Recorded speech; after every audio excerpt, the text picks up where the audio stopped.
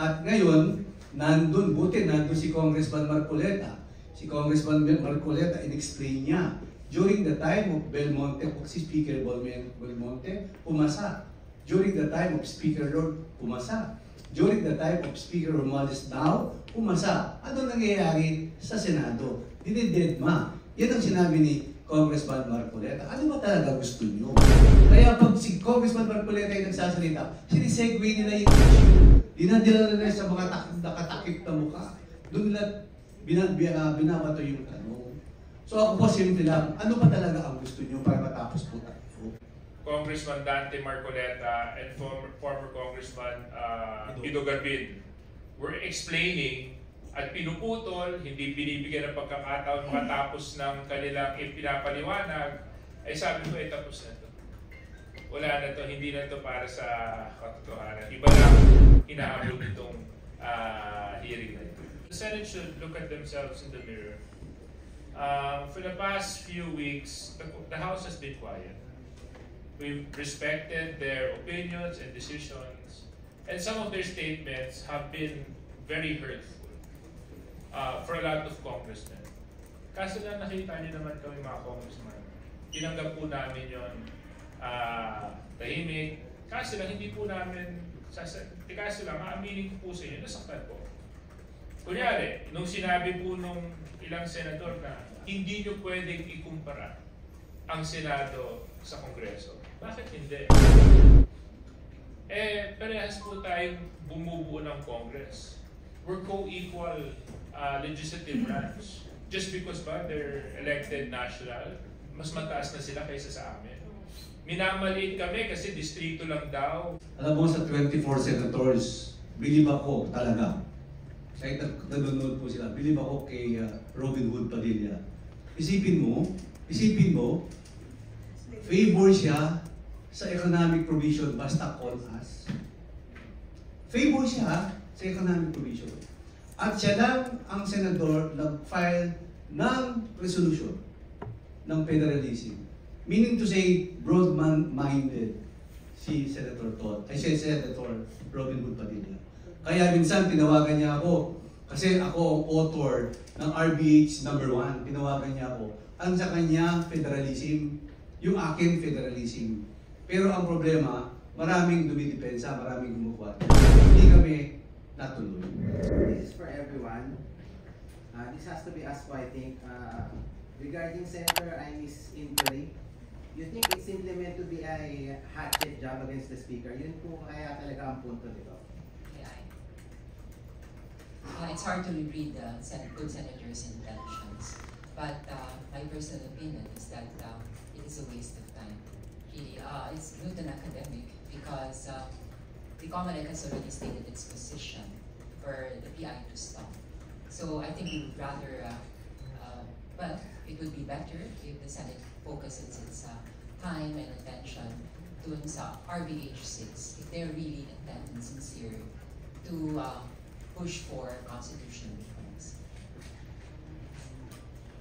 Yes, I would like to echo the sentiments of Congresswoman Geraldine. Yes, it's a circus. I mean, buti academic na eh.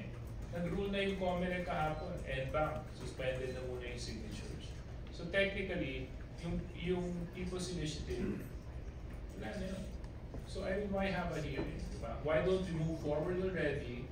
When this has been set aside, let's move forward with the Senate bill. Let's move forward with the House resolution, just so that we can push the discussion faster.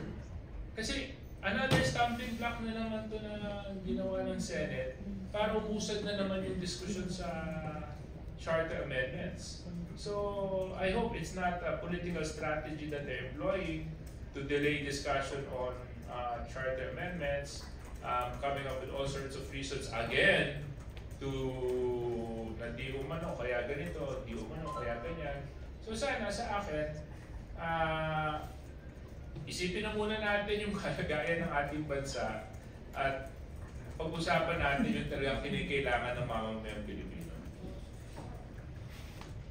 Tsaka kung napanood nyo, excuse me, kung napanood nyo yung start ng hearing, pinapakita lahat si Speaker. No? Alam mo, si Speaker palagi pinapakita, yung PI. Pero sa totoo lang po, no? Kami pong mga congresspersons, during break, halos wala po dito sa bansa ang mga congressmen. Ako, like for example, tumating po ako December 13, ay January 13 na. Pero nalaman ko na lang po yung mga signature na talagang yung mga taong bayan sila mismo nagpipirma. Number 2, yung may gastos yung gobyerno, wala pong, ako sa distrito ko, ni 5 and other districts, wala pong humingi ng pera, hindi kami nagbigay ng pera. Lalong-lalo na yung pera ng kaban, wala po kami binigay dyan. Kaya ang ano ko po dyan, tigilan na po yan. Ang tanong ko po, ano talaga ang gusto nyo? Mga senador, mahal ko po kayo, kami po mga congressman, kaya we are co-equal, ano po talaga gusto nyo? Gusto nyo bang ibasa yung RB 6 o hindi? Sabihin nyo lang po yung totoo para alam natin. Yung PI, naka-stop na po. Kaya kung pwede po, itigilan natin to. Puro yung pamimili ng signature na pinadidiscuss nila sa Senado. At ngayon, nandun si Congressman Marcoleta. Si Congressman Marcoleta, in-explain niya. During the time of Belmonte, si Speaker Belmonte, pumasa. During the time of Speaker Lord, pumasa. During the time of Speaker Romales now, pumasa. Ano nangyayari sa Senado? Dinidedma. Yan ang sinabi ni Congressman Marcoleta. Ano ba talaga gusto nyo? Kaya pag si Congressman Marcoleta ay nagsasalita, sinisegue nila yung issue. Dinadala nila sa mga nakatakip na mukha. Doon nila binabato yung tanong. So ako po simple lang, ano ba talaga ang gusto nyo para matapos po tayo? Actually, just to add to what SDS Doc mentioned, I was following the hearings in the morning, but when they started to control the discussions, when Congressman Dante Marcoleta and former Congressman Guido Garbin were explaining at pinuputol, hindi binibigyan ng pagkakataon makatapos ng kanilang ipinapaliwanag, ay sabi ko, tapos na to. Wala na to, hindi na to para sa katotohanan. Iba lang hinahabol nitong hearing na ito. Kami ang santungan ng bayan ng mga tao. Pag may problema, kalamidad, kami ang malapit na malalapitan. Tignan mo yung mga senador. Ang senador ay may 6 na taon sa isang termino. Tapos, meron pa silang re-election na isang termino. Bali, 12 taon. Kaya po masarap, di ba? Bakit hindi masarap? Kung halimbawa midterm ka, may eleksyon ng nasyonal, presidente at vice president, you can run for vice president or president. Kung matatalo ka, pwede kang maging senador ulit. Di ba? Parang nakikita ko po dito, parang hindi fair. Pero, yes, JJ Suarez, napapanood ko nga, paano nakakad. And I really thought there was this thing about interchamber courtesy. Eh, parang joke lang po ito, no? Parang ang interchamber courtesy only exists pag election time at kailangan tayo mga congressional districts. Joke lang po yun, ano ho? Pero ako nagpapasalamat kay May Ward ka na dumating si Congressman Marcoleta doon. At least, nasabi niya yung side ng House of Representatives. Sige, tuloy. So, ayun po, sana it's time to walk the talk. Yun ang pananawagan namin sa aming mga colleagues sa Senado. Walk the talk. Kung talagang nasigido kayo dun sa constitutional reforms na nakasaad dun sa RBH 6, eh, trabahuin na natin, huwag na tayo mag-aksaya ng panahon. Make it happen. Dina? Sir, dun po sa hearing may mga pinakitang screen grabs kung paano ilo-launch yung PI, how to gather signatures. Can you please answer categorically kung meron na po ba talagang utos from the House leadership, specifically from the Speaker, about PI? None at all. None at all. I mean, like personally, my family and I were out of the country. Latter part of December up until the first week of January. So, walang utos po sa amin. Tulad ng isinasalaysay di umano sa hearing na ginawa sa Senado. So, I think that's some make-believe story that they're trying to create. No? So now, of course, I'm speaking from my point of view. D.S. Suarez and members of the press, that does not undermine the capacity of civic organizations to organize themselves and to unite for a certain cause. Eh kung pumasok man kami sa eksena ng mga kongresista, ulitin ko, Article 17, Section 2 of the Constitution states, it is very explicit, the Congress shall provide means for the implementation and exercise of this right. But in the case of my district and in so many districts, we are perfectly aware of the nature of this exercise. As the name clearly indicates, it is a people's initiative. And we are aware that it has to be as organic as possible. It would defeat the purpose of this initiative. Kung kami makikialam, kami magpupush, kami magbabayad, hindi kami tama. Actually, meron nga yung mga nagtatanong sa amin, dahil mga pa-juice kayo dyan, o ano, nagtatanong, wala pa kayo dyan intention. Kung bakit ako magbibigay, hindi naman ako nag-initiate niyan. Let it come from the people. Let it be as organic as possible. And let the people be heard. Yun lang naman ang aming punto de vista dyan. At sino ba naman kami para hindi pakinggan ang tinig ng aming mga constituents? I think this is also an exercise in humility. Kasi we, in Congress, 300 plus kami. We are in direct interaction, engagement with our constituents. We know the nitty-gritty of things. We listen, halos na daily, lahat, problema, tubig, kuryente, pang-graduation ng anak, pang-uniform, lahat. We are not on ivory towers, trying to call the shots and determining the fate of the nation based on a privileged situation that we would want to perpetuate. Hindi po kami ganoon. And definitely, we're not out there to eradicate the Senate as an institution. We respect the Senate, and we are part of Congress, both houses. It really saddens me to see na parang nagkakaroon ng division based on an issue na isa lang naman ang hangarin, which is constitutional reform. At wag tayong, let us not demonize constitutional reform. This has been an issue that has been going on ad perpetuum and ad nauseam, and it's time to act on it. Yung naman po. Ako naman, kung napanood nyo si Joey Salceda kanina sa Head Start, hindi naman siguro napipikon si Congressman Salceda kasi we are number 2. Yung ibang bansa, nagbukas na ng ekonomiya, tayo na lang ang nakasarado. Walang political, it's more on economic provisions. Kaya kung napanood nyo si Congressman Salceda kanina, medyo muntik na silang hindi naman nagaway. Yung boses ni Karen Davila, iba na yun. Yung pinipilit, pero yung si Congressman Salceda, ang pinipilit niya kung paano tayo maging competitive in terms of economy. We need investors, nakabukas na yung iba, ayaw nakasarado pa. So yun na po. Hello, Shannon Port. Hi, good afternoon po, Kongs. I understand may measure na dito yung COMELEC, pero may I ask your reaction lang po sa naging statement kahapon ni SP Zubiri na nakausap din daw niya si President Marcos and he's set to appeal to the House of Representatives and other initiators of People's Initiative to stop the PI. Ano pong masasabi niyo rito? Kailangan pa po kaya ito? At may idea po ba kayo tungkol sa naging pag-uusap nila? Sino nagsabi? Spokesperson ng President? Si SP Zubiri po. Si SP. Okay, I think yung nature noong conversation, dapat ang Presidente mismo mag-approach sa House kung totoo nga yung sinasabi ni SP. I'm not going to doubt his credibility. But I think that's a conversation that went on between the two of them. And kung meron man papahiwatig ang Pangulo sa House, I'm sure paparating na diretsyo sa Speaker. Magkasama nga sila ngayon sa Vietnam eh. Hindi na itatawid yan sa pamamagitan ni SP Zubiri, with all due respect. Scott Forbes of Radio Pilipinas.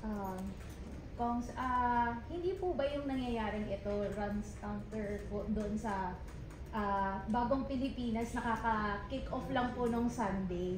So parang ano po yung masasabi ninyo na merong panawagan si Pangulo for officials na mag-unite through Bagong Pilipinas, pero ito nga po medyo may pagkakainitan po. Alam mo, itong Pangulong ito, he ran on the platform of unity, and I see him working to maintain this unity. Ang laki ng pasensya niya. Had these things happened in another administration, iba na ang tono ng boses na matagal pa, earlier on. Pero still, he's hoping. And I feel that he's working to maintain this unity, which our country value means. Kami naman sa Kongreso at Senado, I think, nakaka-exit tayo sa isang layunin eh. Constitutional reform, meron silang RPH6. Kami dito, meron na-associate kami dito sa People's Initiative. What's the point of discussion here? What's the point of dissent here? Wala naman dapat eh. So kaya nga ulitin ko ang pananawagan ni Major Manix, ni Deputy Speaker Gonzales, at ni Deputy Speaker Suarez na focus na tayo doon sa RPH6. Huwag na natin pahabain pa itong Senate investigations. What are you out to find out? Eh, tapos na yung usapan eh. Tapos na. Just my reaction, and this is my personal reaction. I think it's, the Senate should look at themselves in the mirror. For the past few weeks, the House has been quiet. We've respected their opinions and decisions, and some of their statements have been very hurtful for a lot of congressmen. Kaso na nakita niyo naman kami mga congressmen, tinanggap po namin yun tahimik. Kaso lang hindi po namin, kaso lang, aaminin ko po sa inyo, nasaktan po. Kunyari, nung sinabi po nung ilang senador na hindi nyo pwedeng ikumpara ang Senado sa Kongreso. Bakit hindi? Eh, parehas po tayong bumubuo ng Congress. We're co-equal legislative branch. Just because ba they're elected national, mas mataas na sila kaysa sa amin. Minamaliit kami kasi distrito lang daw ang tinatayuan namin at nire-represent namin. At yung mga party list, sobrang liit daw ng boto, hindi pwede ikumpara sa kanila. Pagmamaliit yun. At sa ko talaga, medyo nasaktan po ako. Misis ko party list, ako district. But of course, I'm not limiting my job and my responsibilities to my local affairs only. I look at myself as a national elected official whose scope is also the entire Philippines, not just my district. Yes, I may focus 70% of my attention to my district, but also a lot of my attention pertains to what is relevant to the country. So please, I mean, my dear senators, huwag niyo kami maliit. Nakakasakit po yun. At saka yung mga ganong statements, sinasabi niyo po na po, that is what creates divisiveness. That is what creates discord. And that goes against the very nature of Bagong Pilipinas na ipinaglalaban ng ating Pangulo na magkaisa at magtulungan. Diba? Kaya sabi ko sa inyo, let the senators look at themselves in the mirror. Let's not talk about what's trending in social media. Let's have the hard discussions. Let's have the difficult conversations. Let's push for charter amendments, and let's move this country forward. Alam mo, ako, sasabi ko lang. Ako may tatanong lang ako sa iyo, FDS. Ano yun? Pwede ba ako magtanong sa FDS? Pwede po. Basta yung Senado, masarap ang buhay. Alam mo, bakit hindi itong konstitusyon ito, 1987 konstitusyon, parang talaga sila ang tendency, nag-enjoy sila. Tignan mo comparative. Kung narinig nyo si Congressman Ace Barbers kahapon, ang mga from Congressman Governor down the line, 3 years lang kami. 2 eleksyon, 3 termino. Kami ang santungan ng bayan ng mga tao. Pag may problema, kalamidad, kami ang malapit na malalapitan. Tignan mo yung mga senador. Ang senador ay may 6 na taon sa isang termino. Tapos, meron pa silang re-election na isang termino. Bali, 12 taon. Kaya po masarap, di ba? Bakit hindi masarap? Kung halimbawa midterm ka, may eleksyon ng nasyonal, presidente at vice president, you can run for vice president or president. Kung matatalo ka, pwede kang maging senador ulit. Di ba? Parang nakikita ko po dito, parang hindi fair. Pero hindi po namin kita-question yun. Ang gusto po namin, dahil nasa batas naman po yun. Kapag natapos yung 12 years nila, magpapahinga lang po sila for 3 years and then they will go back as senator. Kami po, 3 years, magpapahinga kami ng 3 taon. Pero anong sinabi ni Monson, Commissioner Monson, kailangan during our hearing, kailangan yung senador, pag natapos yung 12 years nila, kailangan magpahinga sila 6 years. Pero nagpapahinga lang po sila 3 years. Kaya siguro, kaya lang naiisip nila, wala nang plastikan dito. Wala nang plastikan dito. Yung abolition, mawawala yung Senado. Kung narinig niyo po ako, guni-guni niyo lang po yun. Wala po sa isip namin yun. Wala sa isip ni Speaker yun. Wala sa isip ng mga congressman yun. Ang masasabi ko lang po, 24 senators. Pag may sakuna, opo, pumupunta po kayo. Maraming salamat po. Tumutulong kayo sa amin. Pero mga congressman po, kami po ang first line of defense. Kaya hindi po namin yun kinu-question, nasa batas kami. Yun lang po ang pwede kong masabi sa inyo. Kaya wag po kayong mag-alala. Hindi naman po mawawala yung Senado. 6 na taon kayo, may re-election kayo, another 6 years. Kami, may 3 years. Pagkatapos ng term namin, 3 taon lang kami magpapahinga. Kayo, tapos yung term nyo, 3 taon lang kayo magpapahinga. Supposedly, 6 na taon po kayo magpapahinga. Kaibigan natin sa Senado. So yun po, nasagot ko ba yung tanong mo? Oh, actually, I think Congressman Dong, answered my question completely. It's the reality, eh. Diba? Tama naman si SDS. Mr. Canino. Ako, kasi yun din yung contention ko, eh. Dinadivert yun yung attention na perpetuating power, may political intention to. Babalik ko rin naman sa kanila. Baka, kaya ayaw ninyo, kasi yung politika ninyo, nangangamba kayo, natatakot din kayo, kasi masarap ang buhay. Yes, So, sa akin, kaya nga, inilaman na namin sa resolution namin, economic provisions ang ating pag-uusapan at wala nang iba. Dahil, pag gumanda ang ekonomiya, taong bayan ang makikinabang. Yun ang amin. Ano pa ba ang gusto ng Senate? Pinirmahan na nga namin, nakalagdahan na kami doon, binigay na namin sa kanila. Gamitin na po nila yun para ayusin na po natin yung ating economic situations by lifting restrictions. Yes, Suarez. Sangayon din ako sa inyo. It's a sentiment that's shared by so many congressmen and congresswomen. Masakit kapag malinis ang nangangarin mo. Pero pinaghihinalaan ka o pinaparatangan ka ng kahit ano. Judgmental much. Hindi naman dapat ganun. Hindi lang naman kayo ang nagmamahal sa bayan.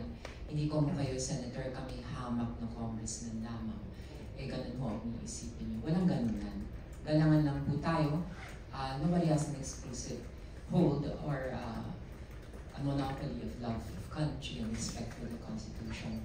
When you want to improve or level up the Constitution, that doesn't mean you don't love the Constitution. We love the Constitution too.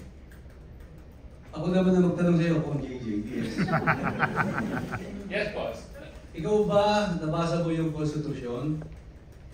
Meron bang nakasada na lower house at upper house? Wala. Walang nakasaad ng lower house. Correct. Meaning to say, parehas lang tayo. Wala palang top. Baka sasabihin natin lower house at saka is lower house. Yan, meron. Baka hindi ko alam. Pero wala akong sinasabing gano'n. Sinasabi lang sa labas. Pero sa Constitution, walang lower at saka upper house. Ito, dahil nabanggit yung slower. Kanina, may isang senador na pa-interview. Tinanong siya tungkol sa RBH 6, anong timetable? Sabi niya baka isang taon. Diyos ko po, Rudy. Isang taon pa. Do you understand, my dear friends in media? Baka isang taon pa. Number 8 na tayo sa kahulihan, ha? In Southeast Asia. Number 2 tayo sa baba. I mean, what do you want to do with our country? Right? Are we gonna focus on what's trending in social media, in Facebook, in Twitter, and in YouTube and Instagram? Or are we gonna talk about the real issues that we need to talk about as public servants? Diba? So I think, I just want to, of course, react on what SDS Dong said. Maski senador sila at congressman kami, pare-parehas lang naman. Huwag naman yung kami sasabihan na national elected kami, distrito lang kayo, parties lang kayo, mas maraming boto namin kaysa sa inyo, apples and oranges. Excuse me bakit pagdating ng kampanyahan, sabi naman kayo lumalapit at humihingi ng tulong Kasi pag nanalo na kayo, iba ng levels natin. Pare-parehas lang tayong Pilipino. Pare-parehas lang tayong anak ng Diyos. Diba? Dapat, respetuhan din tayo sa isa't isa. Yes, Suarez, may question naman ako para sa inyo. Okay. Wala, nagtanong lang kami. Yes, Suarez, do you think may kapasidad naman ng ating mga senador para i-discuss ang RBH 6 at aprobahan na kung gugustuhin nila with a sense of urgency na hindi naman tatagal na isang taon? Palagay niyo ba may kakayahan sila? Pwede ko ba sagutin yung tanong mo, Opo. Geraldine? Alam mo, sa 24 senators, believe ako talaga. Kahit nanonood po sila, believe ako kay Robin Hood Padilla. Isipin mo, favor siya sa economic provision basta call us. Favor siya sa economic provision. At siya lang ang senador nag-file ng resolution ng federalism. Meaning to say, broad-minded si Senator Robin Hood Padilla. Kaya minsan tinawagan niya ako, kasi ako ang author ng RBH number 1, tinawagan niya ako. Ang sa kanya, federalism, yung akin, federalism. Pero ang problema, maraming dumidepensa, maraming gumukwarta. Hindi kami natuloy. So, I salute you, Senator Robin Hood Padilla. Thank you. Paano po yung iba? Yung tanong po ninyo, address sa akin, Congressman Geraldine, do I think they can? Well, it's something that I pray for every day. It's something that I pray for every day. That they sana they see the light. And if there's a will, there's a way. Are there any other questions from the media? Magtanong na kayo kasi baka mamaya kami na magtatanong sa inyo. Bisa tayo. Bukas tayo. Bukas pa sila bukas Joy. Pahabol daw. Sir, do you think Senator Marcos is making a monster out of Speaker Valdez' mobility and character? Kasi po pag may disaster, he is extending a helping hand. But with this harang words po kasi may negative impact yan sa public perception. Any comment po? We are not mind readers actually. It's hard to guess the intention of the good Senator Marcos, and we have to assume that she's doing it with the best of intentions for our country. The same way that we should assume that the House Speaker works with the best interests of the Filipino nation at heart. So yun lang ang masasabi ko. Is between them and God. And of course, sa public perception naman po, the achievements and performance of our speaker will speak for themselves. So walang feeling insecure po dito sa House of Representatives. Taas na po kami, malinis ang aming hangarin. We're working and doing our part. So I think the Senate should also correspond, and medyo tapatan din naman yan, no? Pinagmamalaki nga natin, DS Suarez, pati sa roll-out ng ating social services sa ating mga distrito. Ang total niyan, Meron tayong pondo ng 20 billion pesos sa mga tupad, AIX, etc. etc. 80% ng rollout dito sa House of Representatives. Maitanong ko doon sa Senado, 24 lang naman sila. They have bigger amount ng kanilang social services funds. Parang kailangan pa yata yan ng tapat. Friendly challenge lang naman po sa kanila na i-roll out na po nila yung mga social services. Yan po ay ginagawa ng aming House Speaker. Kaya wala akong dahilan kung bakit maging masama ang perception ng taong bayan. Pagpus, alam namin yan, sa aming mga distrito, mataas po ang pagtingin at paggalang sa aming speaker. Yeah, and also, I think if you want to evaluate the speaker, check his performance and check the performance of the 19th Congress. Let us not be remiss of the fact that all LEDAC priority measures have been delivered by Congress. All priority legislative agendas have been approved by Congress. The committees are working day and night to make sure bills are properly attended to. When it comes to social services, nakita nyo naman yung ikot ng ating speaker sa iba't ibang mga probinsya para lang siguraduhin na maayos ang implementasyon ng pera ng Kaban ng Bayan pagdating sa services na dinadaloy sa bawat probinsya. Sa madarating na buwan, mag-uumpisa na po kami sa oversight function namin kung saan titingnan po namin ang efficiency ng bawat departamento at ahensya sa paggastos ng kanilang pondo. So if you want to evaluate a person, base it on how he works and base it on the performance and on the output. That will be the best determinant in how you would want to judge one person. At nakikita naman po namin dito, kami bilang congressman, this being my second term, this is the strongest and most united house that I have been a member of. We're done. We're ending our present. Thank you all. Thank you everyone. Thank you.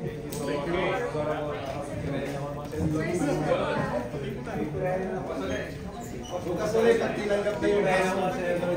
Sir, bukas po ulit.